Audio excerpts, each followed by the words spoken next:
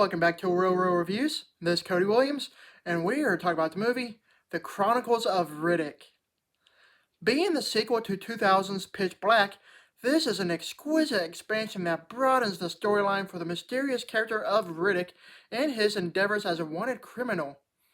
As the second movie of a trilogy, this is easily considered the best of the three, in my opinion.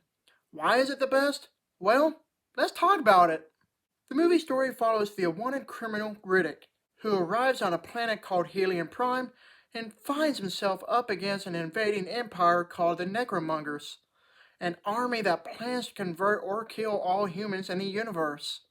When the movie Pitch Black came out in the year 2000, it was a great introductory piece. However, the movie itself was nothing to brag about.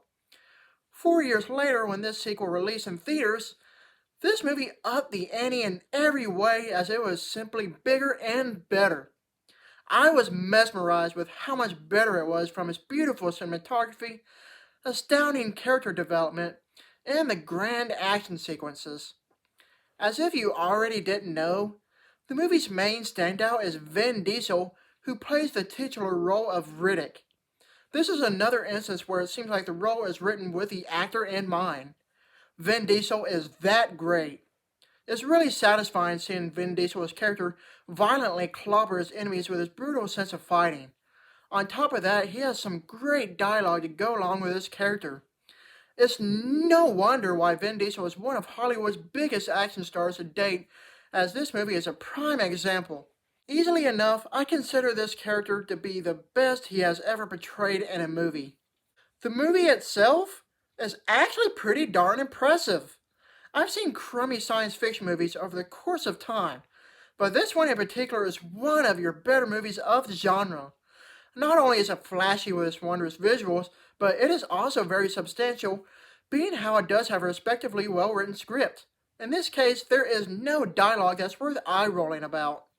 This is going to be a minor spoiler, but I really appreciate the fact that we have two returning characters from the first movie that are interwoven into the story that helps develop the enriching character of Riddick himself. The many action scenes in this movie are really jaw-dropping well enough, especially with the well-choreographed fights, along with the tremendous use of the visual special effects.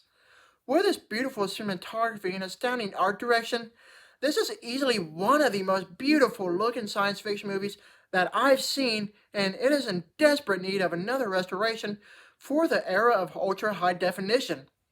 I will admit that it does look great enough already, but I couldn't imagine what it would look like in glorious 4K. As far as other characters go, I was fascinated with the other actors utilized along the liking of big names of Judi Dench, Karl Urban, and Colm Feore. If there were any characters that I truly didn't like, it would have to be Thandie Newton's character. It's not her fault by any means, because she's a great actress. I simply just didn't like how her character was written. She had potential to be a good character, but something was off my liking that's indescribable. Overall, The Chronicles of Riddick is a fascinating sci-fi action movie that always manages to satisfy my needs of an awesome interplanetary adventure.